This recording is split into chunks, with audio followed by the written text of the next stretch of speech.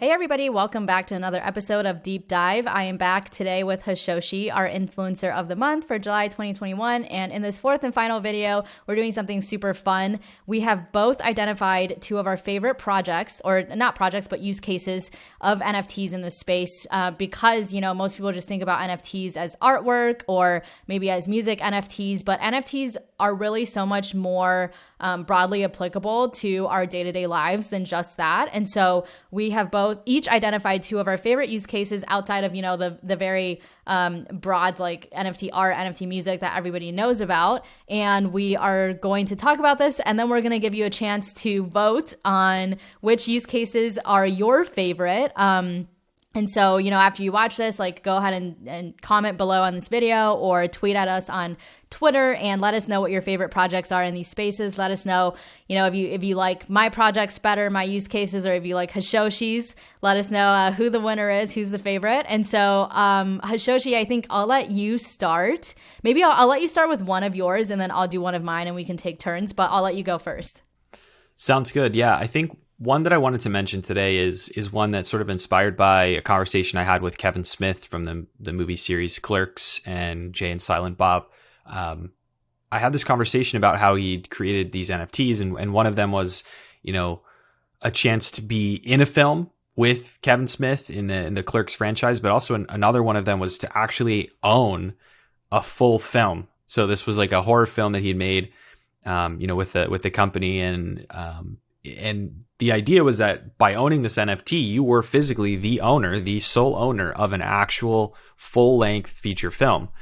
And in that sense is that you can take that ownership interest and you could go and make a deal with Netflix or, you know, talk to a streaming provider in South Korea or wherever else. Like you are now a one-man production company or one-woman production company and go and purvey that movie wherever it is that you want. And I think that's going to be something that's more and more common, where people fundraise, like crowdfund a film using, you know, sort of pre-sale shares of a token.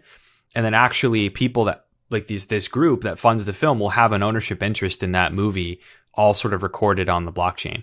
And I'm really excited about this. I actually really do think that the future of film and content is going to be, you know, licensed via NFT or like technology.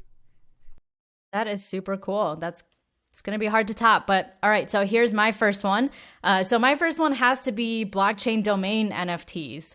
And I'm not just saying this because, you know, I work at Unstoppable Domains. Like I truly believe that that blockchain domains are going to be the foundation of our identities on Web3. And so, you know, you can think of it as like in today's world, if you have a .com for your name, like say if I have dianachen.com, which I don't because I was too late to the game. But if I had that, or even if I had like Diana.com, you know, or something like that, like how cool would that be? And how much does that shape your identity of like who you are? And I think as we move into the Web3 world, your blockchain domain is going to shape your identity even more than that because in the Web3 world, you can have your blockchain domain linked to your wallet address. And so anytime you're sending money, receiving money, it's basically like anytime you Venmo somebody, like you'll use your blockchain domain for that. You can obviously set up a website for that. You can interact with all of these dApps with your blockchain domain. So right now it's like if you want to log into an application, usually use your username and your password. Username a lot of times is, you know, it can be whatever you make up or just your email address. And in the future, we'll just be, you know, using our wallet to sign into everything, which if your blockchain domain is linked to your wallet, which is linked to all of the dApps that you use, which is linked to your website, which is linked to, you know, everything that's like public facing that makes up who you are. I think that is super powerful, and it can really, you know, like give people a sense of identity and a sense of control and ownership over the web in the future. So that it has to be my first pick is blockchain domain NFTs.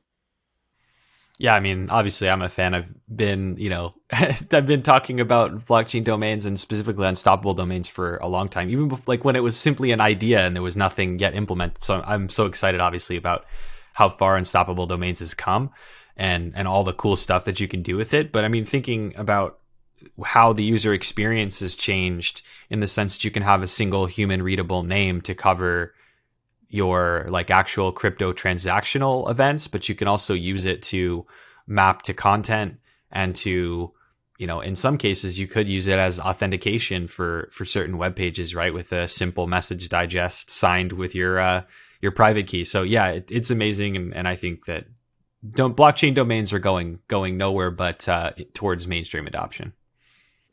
Yeah, I think they're an underrated one right now, because it's the use cases for it are compared to where it'll be in 10 years are still pretty limited today. But you have been a friend to Unstoppable for a long time. I appreciate that. And you have one of the first decentralized websites built with one of our blockchain domain names, Hashoshi.crypto. So if you guys want to go check that out, it's a super sweet looking site. I mean, you did a great job with that. I can't believe you built that all from scratch by yourself, which is awesome. Thanks, appreciate that. Yeah, cool. So let's hear your second pick, Hashoshi. Yeah, so the second pick is one that probably might not be so surprising, but it's one that I think is probably going to be what brings NFTs into the like billion with a B sort of valuation, I suppose. And that will be in-game items. So like video game related NFTs, I think are going to be huge. If you look at the trend that we've been seeing right now, it's like mobile gaming and console gaming and PC gaming accounts for a huge proportion of like entertainment spend globally. And a lot of that spend is for in-game items. And a lot of those are like in Fortnite, for example, you buy custom skins. You might buy it's all like cosmetic oriented items. Very seldom are they going to sell things that really affect your gameplay a whole lot. But people spend thousands and thousands and thousands of dollars on these, sometimes individually. And that's crazy to think about because in reality, in these games, you don't truly own any of the things that you're buying. It's really just unlocking code that's there. And then if you stop playing the game, really that's it, that you've spent money on bits and bytes. But in the world of NFTs, I think it's going to shift to this, sort of in-game item ecosystem that transcends single games. And you might have game studios that have games that are all interoperable with each other, where things that you earn or achievements that you earn or items that you earn in a game through the course of gameplay or things that you buy can then be used in other games, because the ownership interest is captured on the blockchain, and these are assets that live outside of the context of a singular game. That, to me, is the future of gaming, and it's kind of been moving that direction already. But the missing piece is that the items that you buy now, you don't actually own. And game studios, I don't think yet have captured the biggest opportunity, which is secondary markets. Because if you let people create items themselves, or you let people earn items in game and then trade them on a set like a secondary market, you can take a small slice of every secondary market transaction and make up the revenue that you'd be losing in doing these like closed item sales, in my opinion. So I think that's going to be big. I completely agree. And I think we're seeing that already with especially like how well Animoca Brands has been doing. They've just been killing it in the space. And they're like all about the gaming NFTs. And then, I know I've talked to some other people on the podcast with like Digital X that's coming out with like fashion NFTs, but it's used in esports and all of this stuff. I think I am totally with you. I actually think that gaming NFTs might be the next big use case to really explode and blow up and bring even more people in from the mainstream into crypto. So I think that's a really good pick. 100%. What do you got next? And then, yeah, my second one, I don't know how to call this. I don't know if, there's like a good name for it, but it's basically like identity NFTs, like taking your like pieces of your physical identity and putting it on the blockchain as an NFT. So an NFT, if you think about it, is really just like any unique digital asset. And so if you think about it that way, you can take any unique asset that you have in your physical life. So say like your driver's license, your passport, your health records, your insurance information, your house mortgage, any of this stuff you can mint as an NFT and put it on the blockchain. And if you were able to do all of this, put all of this into your wallet, your digital wallet, then you can carry around all of these things with you at all times instead of, like we just went through a refinancing of our condo and it was like you have to dig up all of these different papers and I'm like, I don't know where to find all of this. Like, I'm not the most organized person, I'll be the first to admit. And it was just like such a headache trying to dig up all of this stuff. Whereas, if I could just have all of this like on the blockchain in my wallet, then how easy would that be to find? Or to the point where, like, if you wanted to refinance, for instance, you wouldn't even have to dig up any of this stuff because the refinance company would be able to access your wallet with all of this information. Another example I think about is, especially after this year of COVID, of like staying home, not going out and stuff, I've gotten into really bad habit of leaving the house without my ID, without really anything besides my phone. And I'll be walking around and, like maybe I'll be hanging out with friends and we'll be like, hey, let's like go grab a drink. And because I look so young, I can't like get into bars without getting ID'd. And I'm like, shoot, I don't have my ID. Like, is there no other way I can prove to you my age other than showing you this physical card that has my date of birth on it?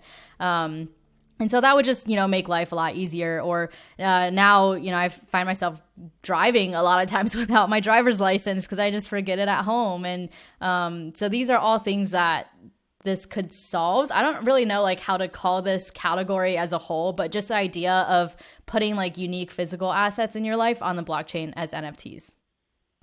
Yeah, I mean, really, an NFT is a certificate of ownership, and you are the owner of your identity, and that's how it should be. So, I mean, that's how I look at it, is it's giving people ownership of their identity again, because now it's a fragmented mess where you have very little control over it, and it's like, the big thing is oversharing. If I hand somebody my driver's license, they now know all this extra stuff about me, like where I live, that I don't really need to share if I just need to prove to you that I'm 21. So like there is some basic things about that I think are critical. And, that's going to be a big one that develops, and it will be a pretty widely permeating element of NFTs. Of course, there'll be other technologies involved, but I think it's going to play a part. Yeah, for sure. That's another good point too, is like you don't want people to know all the information about you on like a physical identification papers, like, so the ability to extract out like the relevant pieces of information about you to show whoever needs to like verify your identity, that's like a really key feature too, for sure. All right. Well, I think these are 4 really good picks. And so I'm curious to hear from our viewers and our social followers, like what they think about these categories, what they're most excited about. Tag any products or projects that you're, really excited about in the space. And then let us know too, like which use cases you're most excited about, mine or Hashoshi's. Not making this a competition between us, Hashoshi. Yeah. I think they're all good, but would love to hear from all of the viewers. So definitely let us know, tag us so we can respond. Thanks, Hashoshi, for being here again. Thanks for being our influencer of the month. It's been a blast making these videos with you. Likewise. And I've learned a ton. And, I hope to continue learning from you about how to explain these concepts in crypto to, a very newbie audience, because you do the best job of that. And yeah, this is great. Thank you, everybody, for tuning in. And we'll be back again soon with another episode. Thank you.